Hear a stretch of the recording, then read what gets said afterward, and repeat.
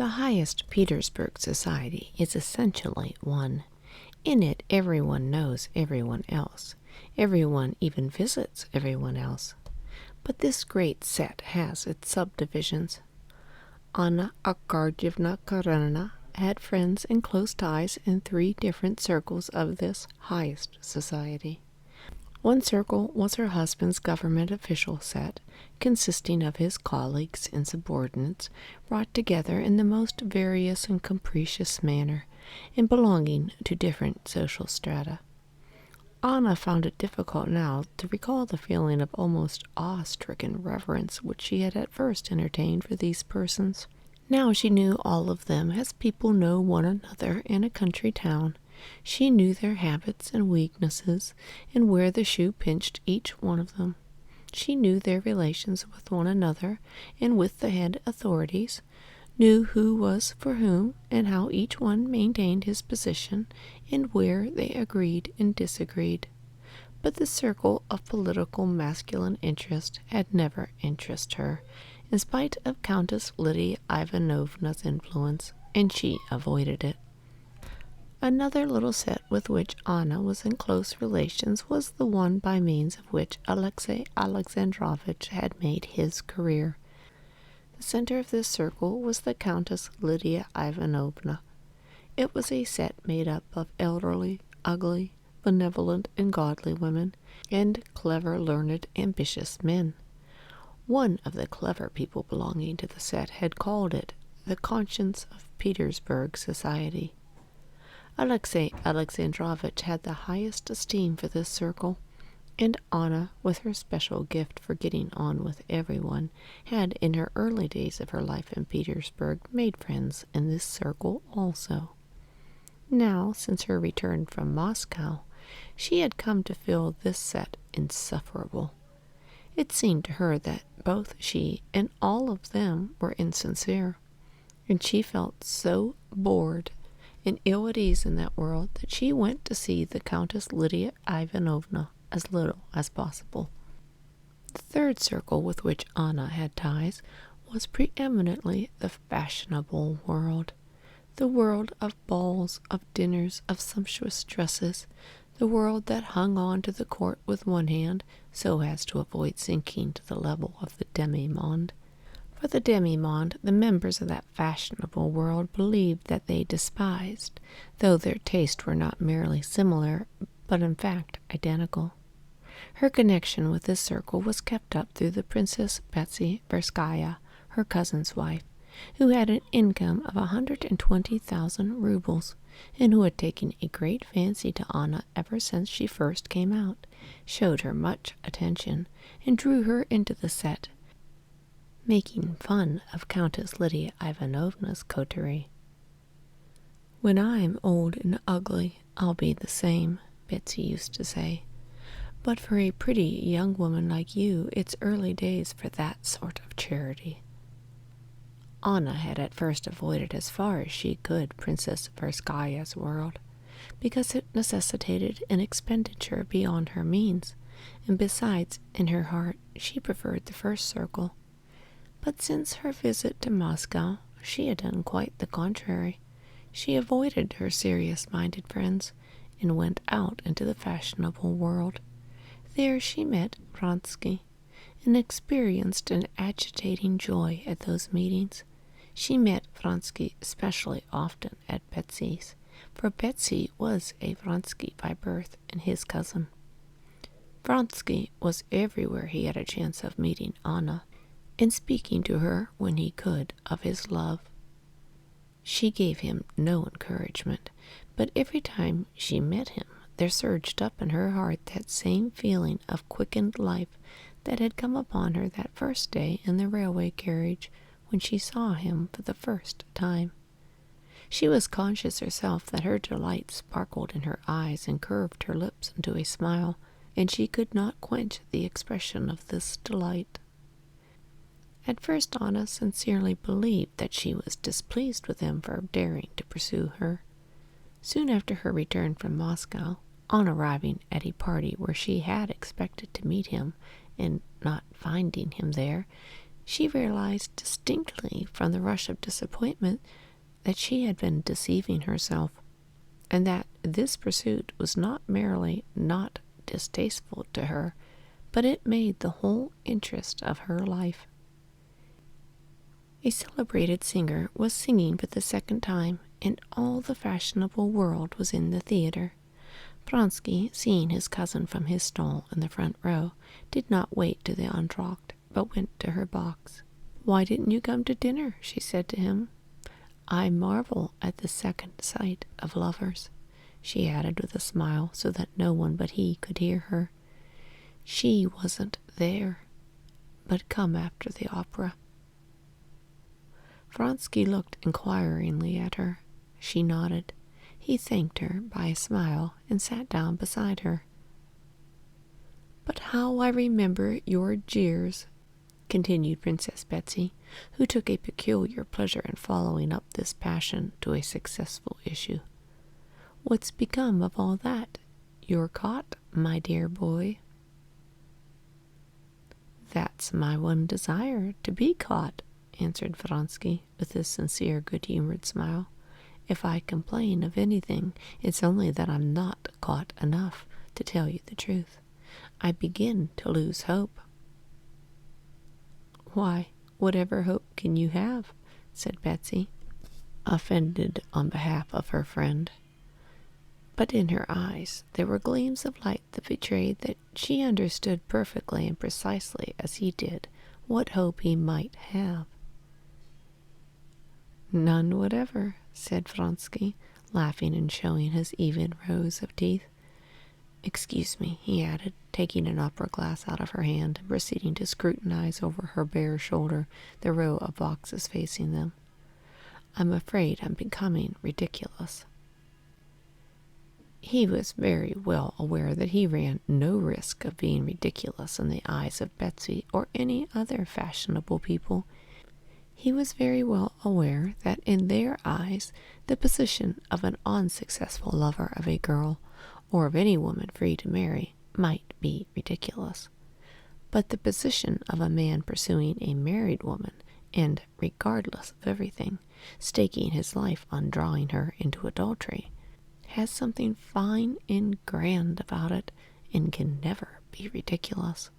And so it was with a proud and gay smile under the mustache that he lowered the opera glass and looked at his cousin. "But why was it you didn't come to dinner?" she said, admiring him. "I must tell you about that. I was busily employed. In doing what, do you suppose? I'll give you 100 guesses, 1,000. You'll never guess. I've been reconciling a husband with a man who had insulted his wife. Yes, really." "Well, did you succeed?" "Almost." "You really must tell me about it," she said, getting up. "Come to me in the next entr'acte." "I can't. I'm going to the French theater." "From Nilsson?" Betsy queried in horror, though she could not herself have distinguished Nilsson's voice from any chorus girl's. "Can't help it. I've an appointment there, all to do with my mission of peace." "Blessed are the peacemakers, theirs is the kingdom of heaven," said Betsy, vaguely recollecting she had heard some similar saying somewhere. "Very well, then. Sit down and tell me what it's all about." And she sat down again.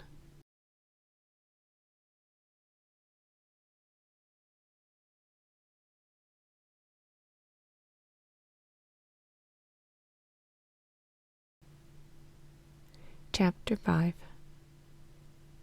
"This is rather indiscreet, but it's so good it's an awful temptation to tell the story," said Vronsky, looking at her with his laughing eyes. "I'm not going to mention any names." "But I shall guess, so much the better." "Well, listen. 2 festive young men were driving. Officers of your regiment, of course?" "I didn't say they were officers. 2 young men who had been lunching." In other words, drinking. Possibly. They were driving on their way to dinner with a friend in the most festive state of mind, and they beheld a pretty woman in a hired sledge. She overtakes them, looks round at them, and, so they fancy anyway, nods to them and laughs. They, of course, follow her. They gallop at full speed. To their amazement, the fair one alights at the entrance of the very house to which they were going. The fair one darts upstairs to the top story. They get a glimpse of red lips under a short veil and exquisite little feet. You describe it with such feeling that I fancy you must be one of the two. And after what you said just now, well, the young men go into their comrade's. He was giving a farewell dinner. There they certainly did drink a little too much, as one always does at farewell dinners. And at dinner they inquire who lives at the top of the house. No one knows. Only their host, valet, in answer to the inquiry whether any young ladies are living at the top floor, answered that there were a great many of them about there. After dinner, the two young men go into their host's study and write a letter to the unknown fair one. They compose an ardent epistle, a declaration in fact, and they carry the letter upstairs themselves, so as to elucidate whatever might appear not perfectly intelligible in the letter. Why are you telling me these horrible stories? Well, they ring. A maidservant opens the door. They hand her the letter and assure the maid that they're both so in love that they will die on the spot at the door. The maid, stupefied, carries in their messages. All at once, a gentleman appears with whiskers like sausages, as red as a lobster, and he announces no one is living in the flat except his wife, and sends them both about their business. How do you know he had whiskers like sausages, as you say? Ah, you shall hear. I've just been to make peace between them. Well, and what then? Well, that's the most interesting part of the story. It appears that it's a happy couple, a government clerk and his lady. The government clerk lodges a complaint, and I became a mediator, and such a mediator. I assure you Talleyrand couldn't hold a candle to me. Why, where was the difficulty? As you shall hear. We apologize in due form. We are in despair. We entreat forgiveness for the unfortunate misunderstanding. The government clerk with the sausages begins to melt, but he too desires to express his sentiments, and as soon as ever he begins to express them, he begins to get angry and say nasty things, and again I'm obliged to trot out all my diplomatic talents. I allowed that their conduct was bad, but I urged him to take into consideration their heedlessness, their youth. Then, too, the young men had only just been lunching together. You understand, they regret it deeply, and they beg you to overlook their misbehavior. The government clerk was softened once more. I consent, Count. I am ready to overlook it. But you perceive that my wife's a respectable woman, and she has been exposed to the persecution and insults and effrontery of young upstarts, scoundrels. And you must understand the young upstarts are present all the while, and I have to keep the peace between them again. Again I call out all my diplomacy, and again, as soon as the thing was about at an end, our friend the government clerk gets angry and red, and his sausages stand on end with wrath, and once more I launch out into diplomatic wiles. Ah, he must tell you this story, said Betsy, laughing to a lady who had come into her box. He has been making me laugh so.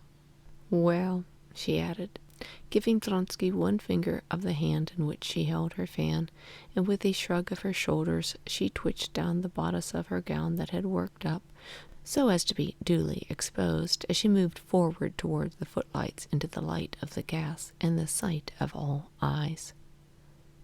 Vronsky drove to the French theater, where he really had to see the colonel of his regiment, who never missed a single performance there. He wanted to see him, to report on the result of his mediation, which had occupied and amused him for the last 3 days. But Vronsky, whom he had liked, was implicated in the affair, and the other culprit was a capital fellow and a first-rate comrade, who had lately joined the regiment, the young Prince Khidrov, and what was most important, the interests of the regiment were involved too. Both the young men were in Vronsky's company. The colonel of the regiment was waited upon by the government clerk, Vendin, with a complaint against the officers who had insulted his wife. His young wife, so Vendin told the story, he had been married half a year, was at church with her mother, and suddenly overcome by indisposition arising from her interesting condition, she could not remain standing, so she drove home in the first sledge, a smart-looking one that she came across. On the spot the officers set off in pursuit of her. She was alarmed, and feeling still more unwell, ran up the staircase home. Vendin himself, on returning from his office, heard a ring at the bell and voices, and he went out, and seeing the intoxicated officers with a letter, he had turned them out. He asked for exemplary punishment. "Yes, it's all very well," said the colonel to Vronsky, whom he had invited to come and see him. "But Vronsky's becoming impossible. Not a week goes by without some scandal. This government clerk won't let it drop. He'll go on with the whole thing." Vronsky saw all the thanklessness of his business, and that there could be no question of a duel, that everything must be done to soften the government clerk and hush the matter up. The colonel had called in Vronsky just because he knew him to be an honorable and intelligent man, and, more than all, a man who cared for the honor of the regiment. They talked it over, and decided that Vronsky and Khidrov must go with Vronsky to Vendin to apologize. The colonel and Vronsky were both fully aware that Vronsky's name and rank would be able to contribute greatly to the softening of the injured husband's feelings. And these two influences were not in fact without effect, though the result remained, as Vronsky had described, uncertain. On reaching the French theater, Vronsky retired to the foyer with the colonel, and reported to him his success or non-success.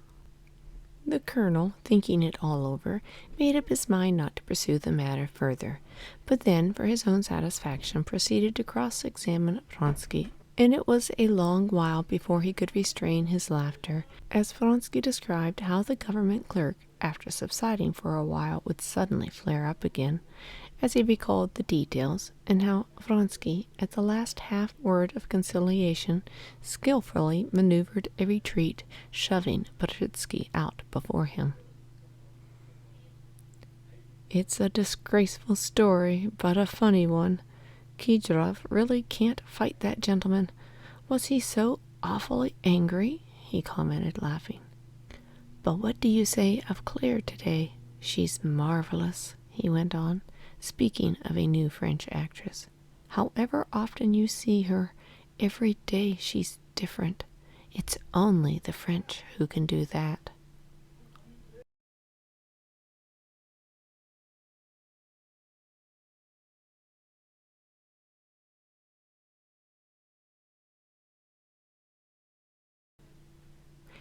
Chapter 6. Princess Betsy drove home from the theater without waiting for the end of the last act. She had only just time to go into her dressing-room, sprinkle her long pale face with powder, rub it, set her dress to rights, and order tea in the big drawing-room, when one after another carriages drove up to her huge house. Her guest stepped out at the wide entrance, and the stout porter, who used to read the newspapers in the mornings behind the glass door, to the edification of the passers-by, noiselessly opened the immense door, letting the visitors pass by into the house. Almost at the same instant the hostess, with freshly arranged coiffure and freshened face, walked in at one door, and her guest at the other door of the drawing-room, a large room with dark walls, downy rugs, and a brightly lighted table, gleaming with the light of candles, white cloth, and transparent china tea things. The hostess sat down at the table and took off her gloves. Chairs were set with the aid of footmen, moving almost imperceptibly about the room. The party settled itself, divided into two groups, one round the samovar near the hostess, the other at the opposite end of the drawing-room, round the handsome wife of an ambassador in black velvet, with sharply defined black eyebrows. In both groups conversation wavered, as it always does, for the first few minutes, broken up by meetings, greetings, offers of tea, and, as it were, feeling about for something to rest upon. "She's exceptionally good as an actress. One can see she has studied Kaulbach," said a diplomatic attaché in the group around the ambassador's wife. "Did you notice how she fell down?" "Oh, please, don't let us talk about Nilsson. No one can possibly say anything new about her," said a fat, red-faced, flaxen-headed lady, without eyebrows and chignon, wearing an old silk dress. This was the Princess Mykiaya, noted for her simplicity and the roughness of her manners, and nicknamed the Enfant Terrible. Princess Mykiaya, sitting in the middle between two guests, listening to both, took part in the conversation, first of one and then of the other. "3 people have used that very phrase about Kaulbach to me today already, just as though they made a compact about it, and I can't see why they liked that remark so." The conversation was cut short by this observation, and a new subject had to be thought of. "Do tell me something amusing, but not spiteful," said the ambassador's wife, a great proficient in the art of the elegant conversation called by the English small talk. She addressed the attaché, who was now at a loss what to start upon. "They say that's a difficult task, that nothing's amusing that isn't spiteful," he began with a smile, "but I will try. Get me a subject. It all lies in the subject. If a subject is given to me, it's easy to spin something round it. I often think that the celebrated talkers of the last century would have found it difficult to talk cleverly now. Everything clever is so stale." "That, too, has been said long ago," the ambassador's wife interrupted him, laughing. The conversation began amiably, but just because it was too amiable, it came to a stop again. They had to have recourse to a sure, never-failing topic: gossip. "Don't you think there's something Louis XV about Tushkevich?" he said, glancing towards a handsome, fair-haired young man standing at the table. "Oh, yes. He's in the same style as the drawing-room, and that's why it is he is so often here."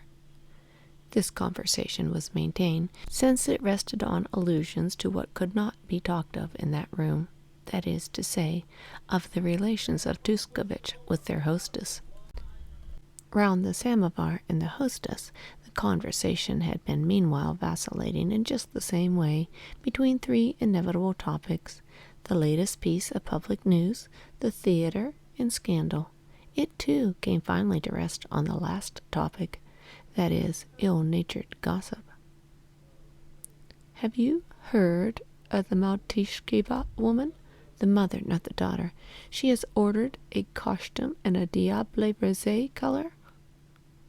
"Nonsense. No, that's just too lovely." "I wonder that with her sense, for she's not a fool, you know, that she doesn't see how funny she is." Everyone had something to say in censure or ridicule of the luckless woman, and the conversation crackled merrily like a burning stack of wood. The husband of Princess Betsy, a good-natured fat man, an ardent collector of engravings, heard that his wife had visitors, and came into the drawing-room before going to his club. Stepping noiselessly over the rugs, he went up to Princess Micaiah. "How did you like Nilsson?" he asked. "Oh, how can you steal up upon anyone like that? How you startled me," she responded. "Please don't talk to me about the opera. You know nothing about music. I'd rather meet you on your own ground and talk about your engravings. Come now, what treasure have you been buying lately at the old curiosity shops?" "Would you like me to show you? But you don't understand such things." "Oh, do show me. I've been learning about them at those, what's their names? The bankers. They've some splendid engravings. They showed them to us." "Why, have you been at the Schützburg?" asked the hostess from the samovar. "Yes, ma chérie. They asked my husband and me to dinner, and told us the sauce at that dinner cost 100 pounds, Princess Moscaya said, speaking loudly and conscious everyone was listening. And very nasty sauce it was, some green mess. We had to ask them, and I made them sauce for 18 pence, and everyone was much pleased with it. I simply can't run to 100-pound sauces." "She's unique," said the lady of the house. "Marvelous," said someone. The sensation produced by Princess Micaiah's speeches was always unique, and the secret of the sensation she produced lay in the fact that though she spoke not always appropriately, as now, she said simple things with sense in them. In the society in which she lived, such plain statements produced the effect of the wittiest epigram.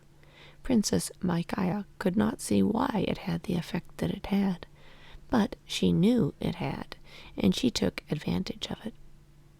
As everyone had been listening while Princess Micaiah spoke, and so the conversation around the ambassador's wife had dropped, Princess Betsy tried to turn the whole party together and turned towards the ambassador's wife. "Will you really not have tea? You should come over here by us." "No, we're very happy here," the ambassador's wife responded with a smile, and she went on with the conversation that had been begun. It was a very agreeable conversation. They were criticizing the Karenins, the husband and wife. "Anna is quite changed since her stay in Moscow. There's something strange about her," said her friend. "The great change is that she brought back with her the shadow of Alexei Vronsky," said the ambassador's wife. "Well, what of it? There's a fable of Grimm's about a man with a shadow, a man who's lost his shadow, and that's his punishment for something. I never could understand how it was a punishment, but a woman must dislike being without a shadow." "Yes, but women with a shadow usually come to a bad end," said Anna's friend. "Bad luck to your tongue," said Princess Micaiah suddenly. "Madame Karenina's a splendid woman. I don't like her husband, but I like her very much." "Why don't you like her husband? He's such a remarkable man," said the ambassador's wife. "My husband says there are few statesmen like him in Europe." "And my husband tells me just the same, but I don't believe it," said the Princess Micaiah. "If our husbands didn't talk to us, we should see the facts as they are. Alexei Alexandrovitch, to my thinking, is simply a fool. I say it in a whisper, but doesn't it make everything clear? Before, when I was told to consider him clever, I kept looking for his ability, and thought myself a fool for not seeing it. But as soon as I said he's a fool, though only in a whisper, everything was explained." "How spiteful you are today." "Not a bit.